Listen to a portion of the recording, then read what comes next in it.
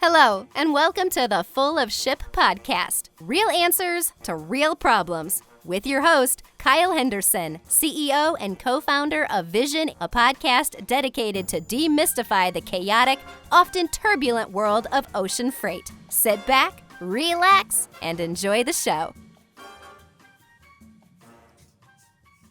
Welcome to another episode of Full of Ship. I'm your host, Kyle Henderson, CEO of Vision. And today our special guest is Martin Schulze, CEO of BlueBox and BusinessCode, a kickboxer, family man, and entrepreneur for 20 plus years. Martin, it's really fantastic to have you on today's podcast. Thanks for joining. Thank you for having me, Kyle. It's really a pleasure to be in your podcast.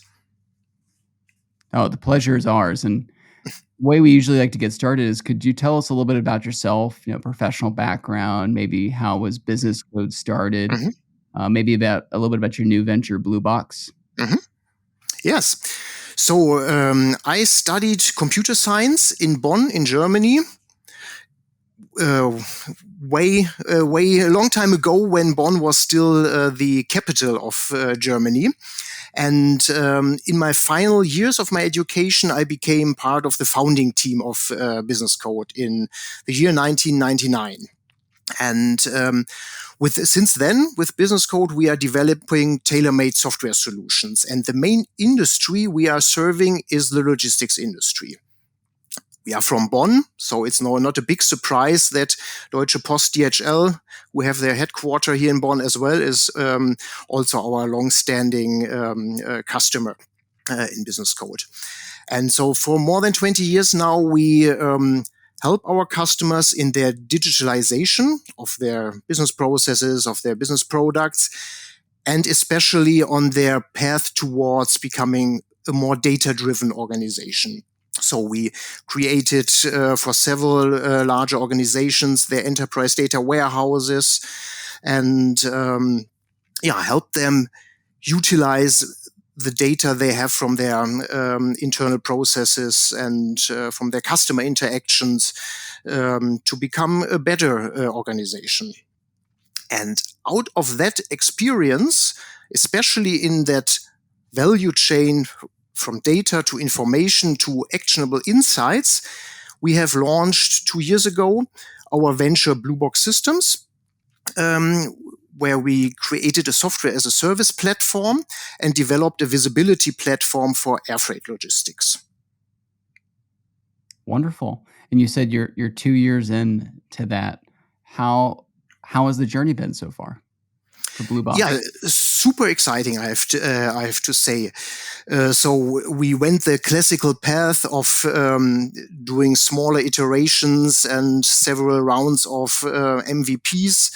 We're lucky to have some pilot customers on board right from the beginning, so that we had a constant interaction on that journey. And now, since around a half a year, we are offering our solution to a broader global market, because air freight, of course, is by nature a global industry. So we are also targeting the global market. Well, I can say from personal experience that entrepreneurship can sometimes be a challenging activity. And Yes. when going through your bio, it looks like you're no stranger to maybe challenges and competition. It says here you've been kickboxing for how many years have you been active in the kickboxing realm? Yeah, so when I approached my 40s, I decided and became clear to me I need to do more sports. So I started running. Okay. First, I finished the New York Marathon, and I have to say I really like running and that element of endurance and to come into a flow. But I always missed this element of dynamic high intensity in that sport. And that brought me, I think, 8 years ago to kickboxing. And it's super exciting. It's very intense. It shapes all your senses, and you need to be 100% concentrated to the point. Something that is different to running. When you run, you always can think about a lot of things, and it's not necessarily that you stop thinking about job things when you start running. In kickboxing, that's a totally different thing. You don't have time and energy and concentration for any other thought than, okay, look what the other one is doing. And so there's no distraction possible. And it's also a very agile sport, and you need to do quick decisions. So both, I think, running as well as kickboxing have a lot of parallels to business and to life in general. And yeah, I enjoy both of them. Yeah, that was my next question. How do you think sport has influenced your professional career? I think that you learn a lot about yourself when you do sports. Of course, you also train things like endurance or concentration and power, and it's definitely necessary, especially when you become a little bit older, to also stay in shape physically. But I think you learn a lot about yourself, what you like, and how you are as a person, and what are your strengths and maybe also your weaknesses, and you can work also on both of them, but you also recognize them in sports. So for me, that was and is a key part of my life. A recent development in the relationship, well, I guess partly in our relationship, but also in the relationship between our companies, is we've been building a partnership where BlueBox has a strength on air freight visibility, Vision has a strength on ocean freight visibility. I thought it might be a good time now to start segueing into this topic of how technology in this industry, maybe more specifically for like end-to-end visibility, is really turning into more of like an ecosystem of partnerships. So with that in mind, maybe you can tell us a little bit about why you think these types of partnerships are important in the end-to-end visibility. You know, why put air and ocean together, or why is it that there's multiple parties in an ecosystem providing the end-to-end? Yeah, maybe I start with a very general remark, and that is that by my observation and my personal belief is that this concept of the winner takes it all doesn't apply in the B2B environment. And having said that, I think although there are bigger players in the market, there is a huge potential for companies like Vision or like BlueBox to add something or add value to the visibility market, especially when you focus on a specific part of the market or the business and become kind of the best in class and the expert in that area. On the other hand, we are serving customers who usually have multiple transportation modes or are using different parts of the logistics industry, and of course they want visibility, for example, for all of their aspects of business. I learned that in my very first sales pitch I had with BlueBox, when I gave a presentation to a customer, and his first question was, okay, you have a great solution for air freight, but you also have ocean freight. And it became immediately clear to me that we need to find a solution for that. And living in a partner ecosystem is absolutely crucial for a company like us. Especially, and I think we will come back to that later, where we also provide a user interface for our customers. It's crucial to cover multiple parts or all transportation modes, or the key transportation modes, and that we only can achieve with partners. And another thought from a totally different angle I would like to add is when you collaborate with partners from that cover other aspects of the business, I think that triggers creativity. And that provides a huge potential to come up with new and innovative solution, because we are looking from different angle to the similar aspect. And by that, we can provide out of a partner ecosystem innovative solution, new solution to our customers. So I'm a strong believer in partner ecosystems.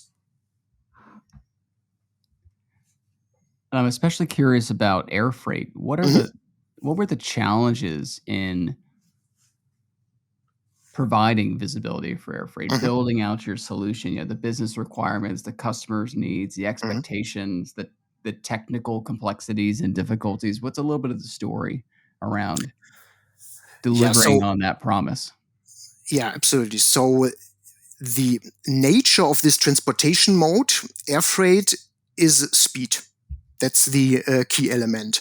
Customers are paying a lot of money for the transportation by air because they are in urgent need of the goods for their production line or for a marketing campaign or whatsoever. They are in urgent need, otherwise they would not pay that money and they would use another transportation mode. So, and that sets the tone also for all aspects of visibility.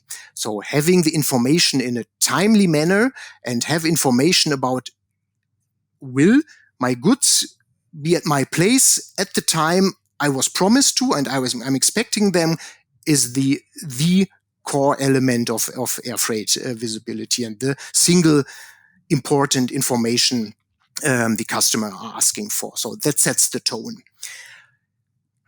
When we look now at the air freight market, it's totally fragmented. So we have hundreds of airlines that are serving that market, and you don't find a small subset of airlines that are serving a huge percentage of that market. And I think that's, for example, totally different than ocean freight, where you have a high concentration to a handful of carriers. You don't have that at all in the air freight market. So from a technical perspective, data collection and data management becomes the core challenge from the technical side. And on top of that, data availability, data quality, challenges with the data timeliness, same as you have also in other transportation modes, are also there, even for larger, more mature airlines where you would potentially expect that you would not have that issue, you still have. So that these aspects we had to put a lot of efforts, energy, and also a lot of brain and a lot of our knowledge and background we brought into that experiment or into that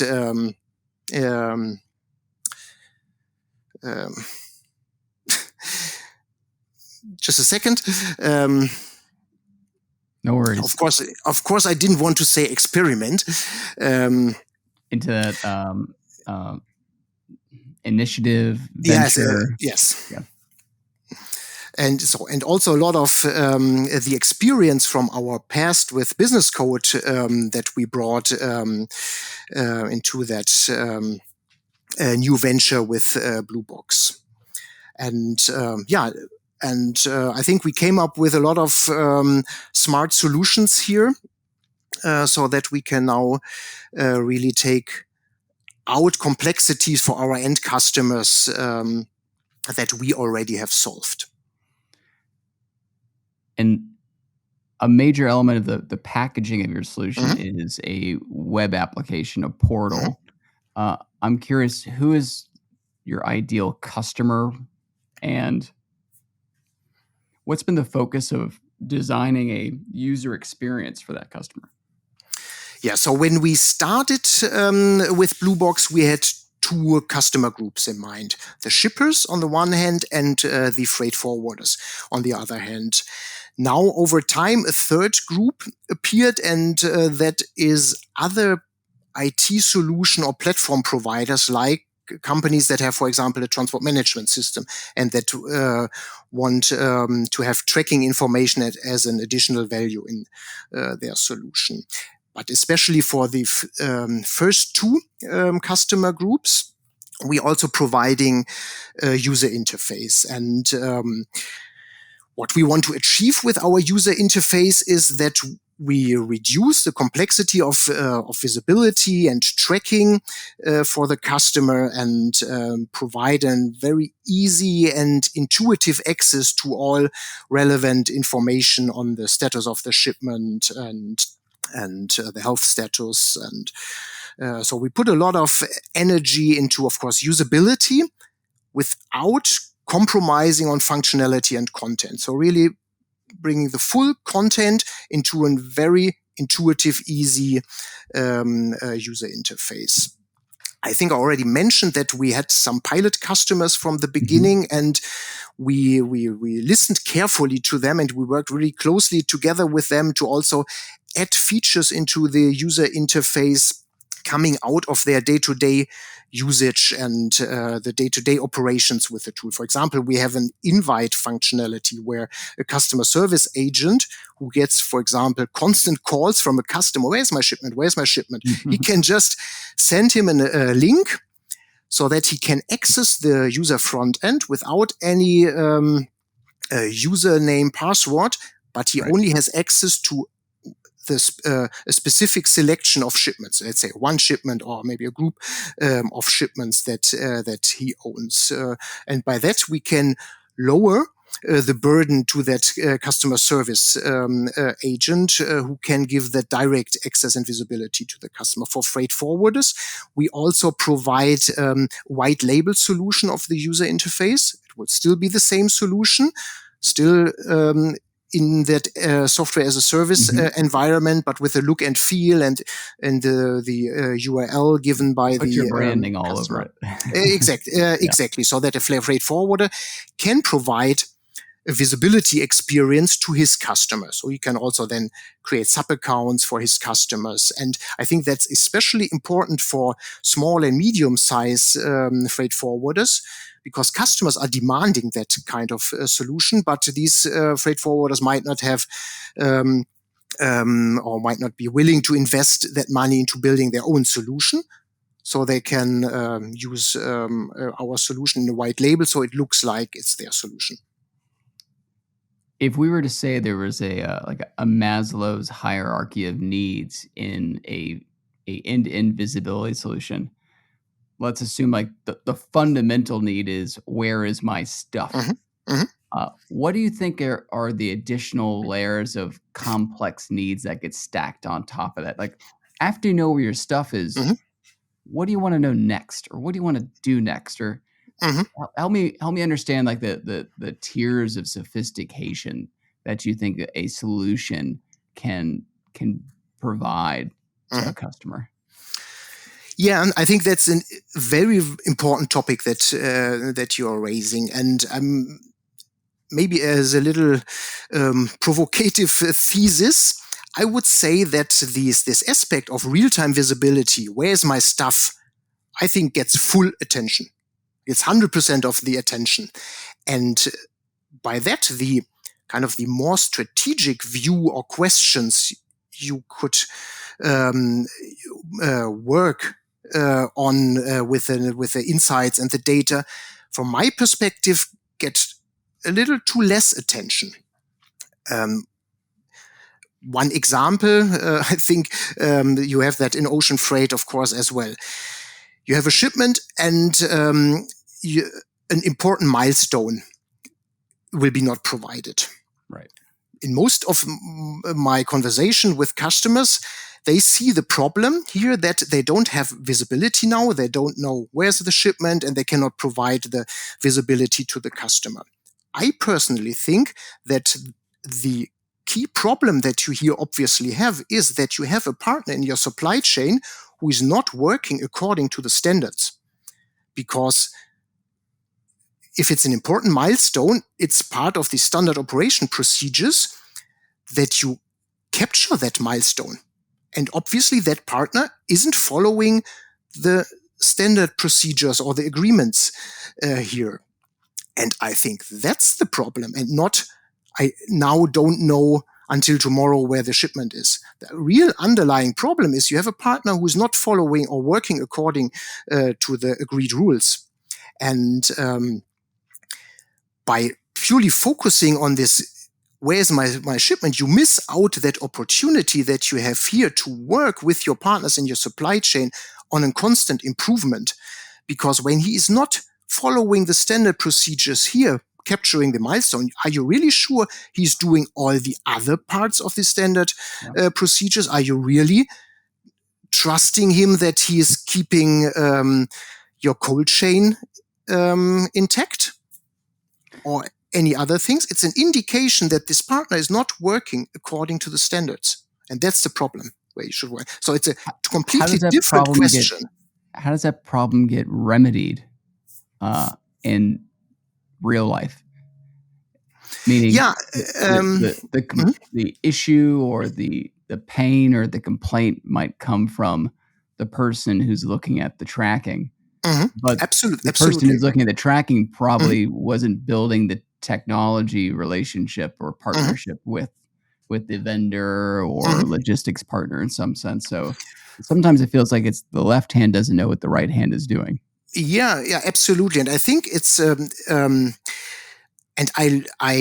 I learned that when we worked with BusinessCode for large integrators and developed enterprise data warehouses, and I saw how they really combine process excellence with their data strategy.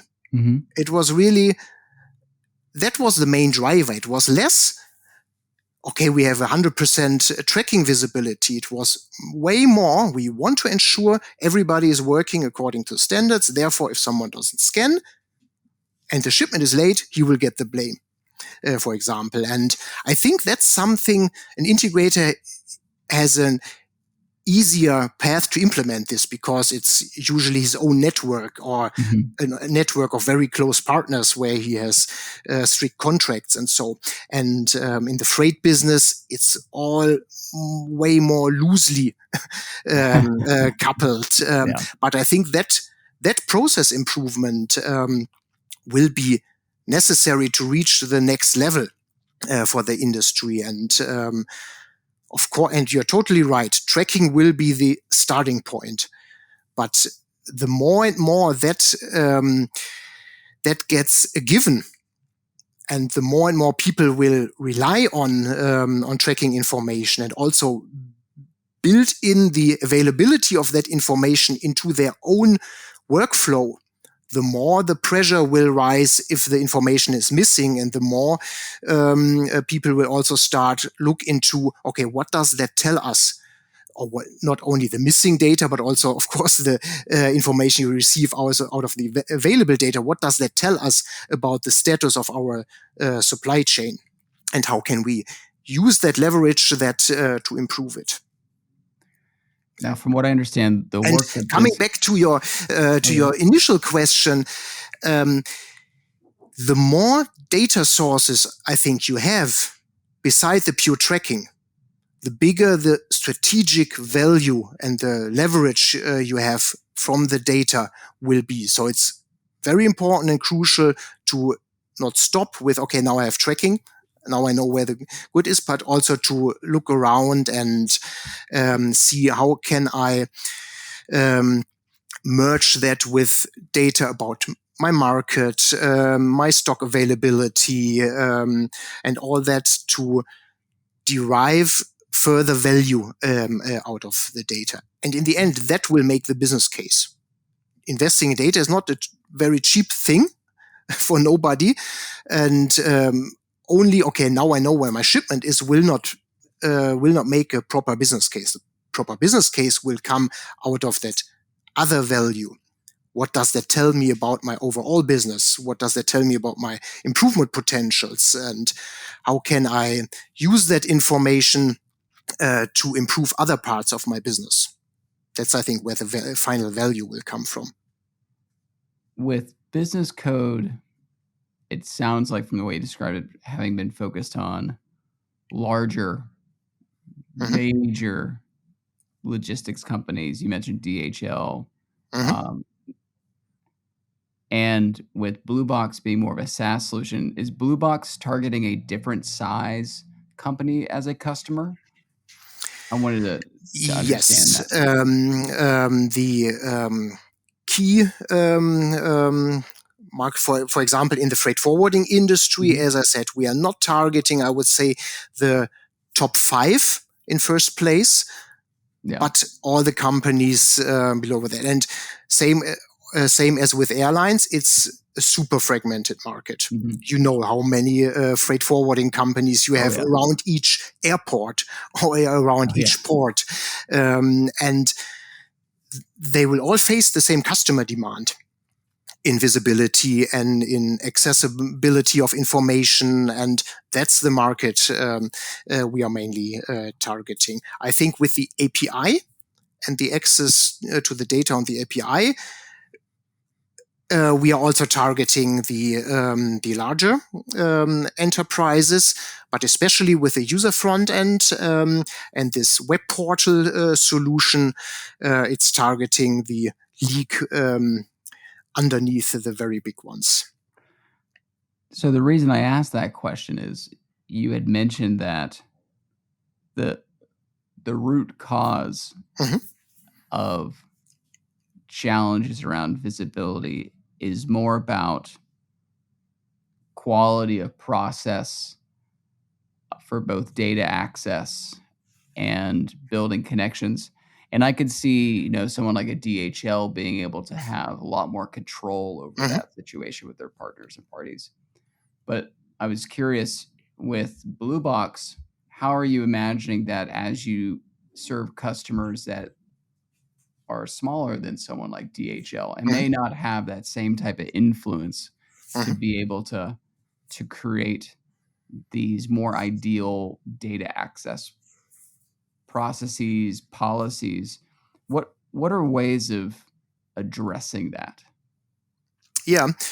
I think if we look at the overall market and the demand getting weaker slightly compared to, for example, last year and this big peak, I think the leverage of the customer will increase, because last year, if you approached your shipper or your carrier and tell them, look, we haven't got the data that we were supposed to, they would simply ignore you, because it was a take it or leave it market with no alternatives. And I think that is going back to normal, where quality for all parties involved will become an increasing factor. And of course, if you are a smaller customer, smaller freight forwarder, you will not force an airline to change their operations or invest more into data availability. But you always have the choice to pick your partners in your supply chain. And now with a more normalized market, that choice will be available now again. Last year, you didn't have a choice. You took what you got. But this year, you again have a choice. And I don't think it will be in a way that you want to force your partners, but as a freight forwarder, you are in kind of the middle situation. You are in the middle between your customer and the carrier. And with a visibility solution and with data that Vision and that BlueBox are providing, you at least can have an fact-based discussion with, for example, your customer. Say, how important is visibility for you? How important is reliability and performance with you? Look, we have here our statistics, we have here our insight analysis, and can provide you for the trade lanes you are interested in an assessment where we on the one hand have costs, and on the other hand we have all the quality metrics, and then you can make an educated decision out of that information. And by that, I think the quality standard and also the standard of availability of information will increase step by step. It will not work with pressure or forcing anyone. Therefore, for that, the systems are too big. Now, in the ocean freight realm, the containerized freight realm, we have been seeing rates declining through the second half of this year. But what's interesting is, so rates are declining, which makes sense because demand is softening some. But we are still forecasting that next year there will be more containers shipped than the previous year, and that trend goes back many, many years. We have been shipping more and more in terms of container volumes. I think this speaks to your point about, the ability to kind of partner more between the parties will become more of a reality. But I don't know the air freight space as well. Are you seeing the same pattern? Or is it air freight rates have been declining, but the volumes of air freight are anticipated still to climb next year? I just don't know the space. I thought you might be able to shed some light on that.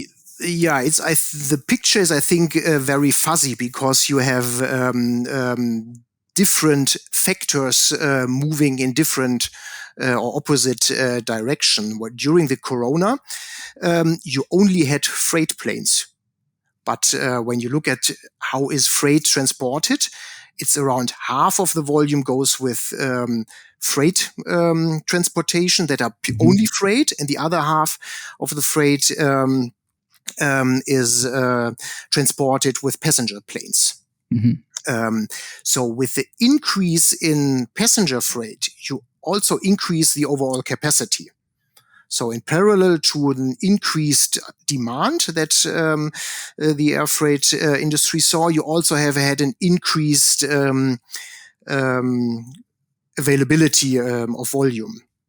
On the other hand, with that situation in the east of Europe, whole players were taken out with all the Russian airlines, which caused huge problems and decreased the capacity. So the picture here is, I would say, unclear. And I think the only constant factor is the high volatility in the overall logistics market. And the observation is, the higher the volatility, the more important air freight is, because that gives you the shortest path to be reactive. It's always a fix if you're willing to pay for it.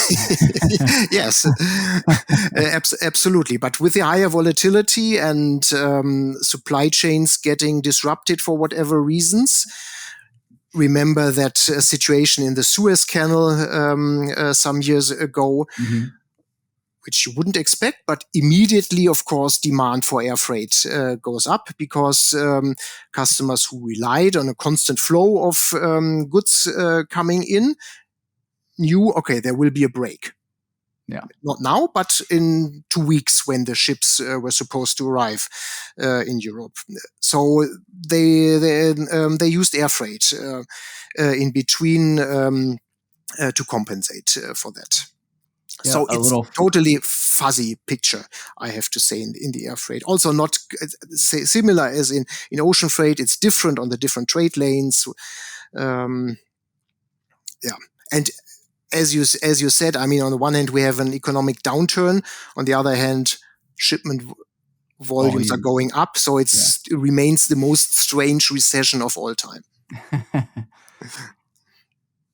A little factoid I learned the other day that for a single day in the middle of the COVID crisis, the airport in Anchorage, Alaska became the busiest airport in the world for a single day because it's positioned at a very special spot where it primarily serves freight aircraft now.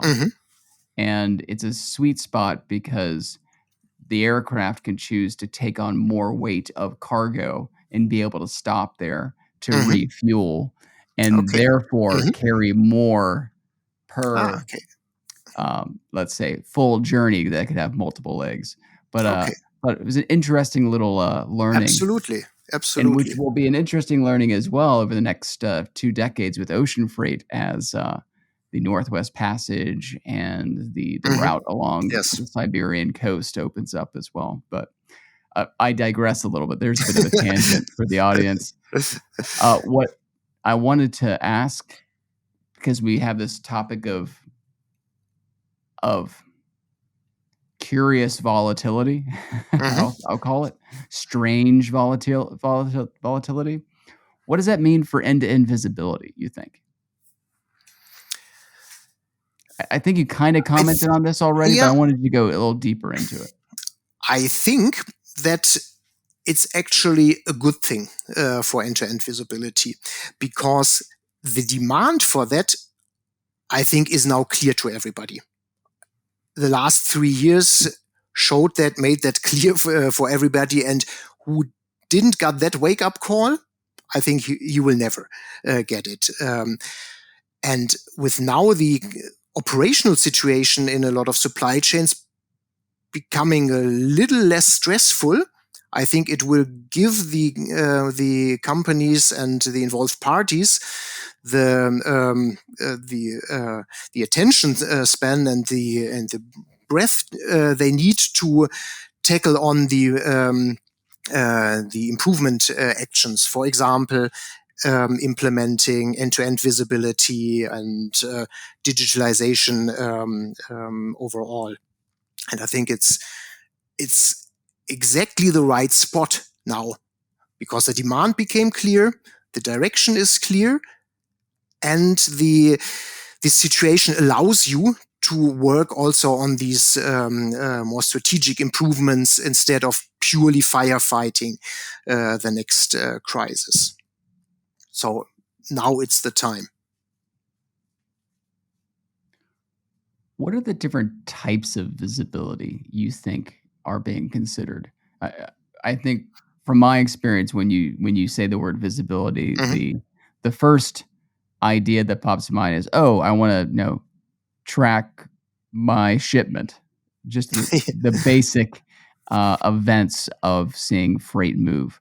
But what are other elements of visibility that you think companies should be considering, or you're hearing your customers considering?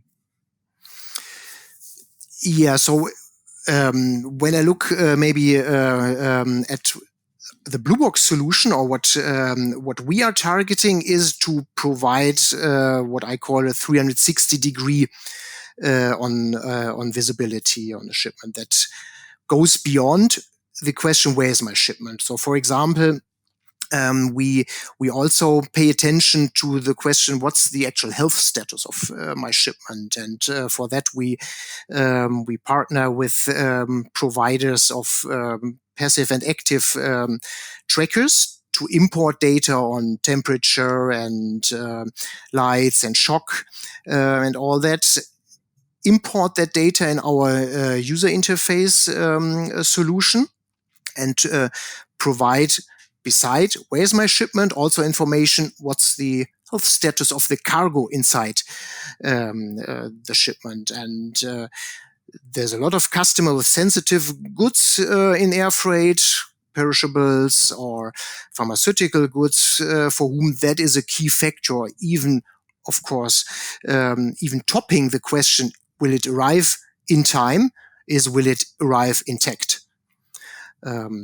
Other aspect that has become very, very important is, of course, this carbon footprint of a shipment, something we also provide to our customers, both in the API as well as in the user interface. And we link this carbon footprint that we calculate very closely to the operational reality of a shipment. So we take into account what was the actual routing of the shipment, what was even the actual plane that was used, because the plane type, same as with cars, has a big factor in the carbon emission and can vary up to 30-40% based on the plane type. So these are two elements that we have in this kind of real-time visibility aspect. And coming back to that, my earlier remarks on the strategic visibility in our user interface, we also provide reports and business intelligence information where a customer can analyze, okay, based on my shipments in the last half of a year, how did the different carriers performed? how is the kind of the eco score of the different carriers I'm using, or how which route is the best on a specific trade lane by the following categories: reliability, performance, carbon emission, Right. or Kind of making that transition from saying what happened to analyzing everything that happened. Yes, exactly. And having worked for, as I said, for integrators and all that, the freight industry, I think, because of its nature of being very heterogene, having a lot of partners involved, is lacking, of course, in the utilization of visibility and data. But as I mentioned before, I think that will come, and that will be the driver of the improvement potential. And that's also how I encourage our customers also to work with that and think about the utilization of the data, less in the purely focused on actual tracking, but also what can I do with that with the data to improve our overall business in the end. I think that's a good prompt for my next question, which has to do with the scenario where we see technology changing in this space. We're Mm-hmm. both anticipating more technology, Mm-hmm. better software will come to this space Mm-hmm. and change many things. Yes. I'm curious, how do you think the technology will change the people in Mm-hmm. the industry? Now, for instance, will the future supply chain managers will they have previously been supply chain analysts versus operational people, let's say? What will the future decision makers look like in supply chain in this Mm-hmm. technology revolution? So first of all, I think we should not fool ourselves. The scenario you're describing is still a long way to go.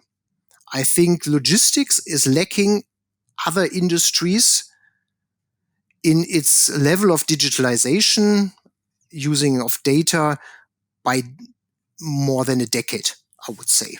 That's actually nobody's fault. It's in the nature of the business of logistics. It's very much based in the physical world. It's only loosely standardized compared to other business. I mean, you also receive parcels from Amazon, and I guess you also receive them. They hand it over to you. They put it under your foot mat. They put it in the on the window of the car or whatever, and all that is a delivery event. Right. And so no standardization at all what a delivery actually means, even in such a more or less systematic business like a parcel business. And when you compare that to other industries like banking or insurance or even manufacturing, where everything is highly standardized, you see how big the gap is from the logistics to reach that level of digitalization, and to have kind of this digital twin that everybody is talking about in logistics is still a far away target, but nevertheless, it's of course the target we are all working towards. And you're absolutely right. With that digitalization and that automation that will be enabled by the digitalization, that will change the work of a supply chain manager or logistics manager drastically, who, from my observation, are mainly working on the operational level that make things work. And with moving into that direction, hopefully they will be enabled to work more on the kind of a tactical level to improve things, or even a strategic level, like how can the supply chain add value to the overall company. And so it will be a totally different role, I think, and might also be that you will need less people involved in that, which when we look at the labor shortage in all aspects of logistics, from management to people really working in operation, is in principle a good thing. To enable by automation and digitalization the people to work on higher value tasks. And I think that's the future we hope that we can support the industry with. Well, Martin, it's been a lovely conversation. I very much have enjoyed it. Are there any closing thoughts or remarks you'd like to share with the audience before we wrap up?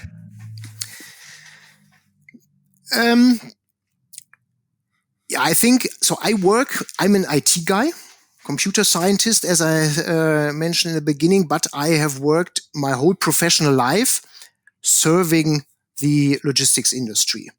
And I think it's a super interesting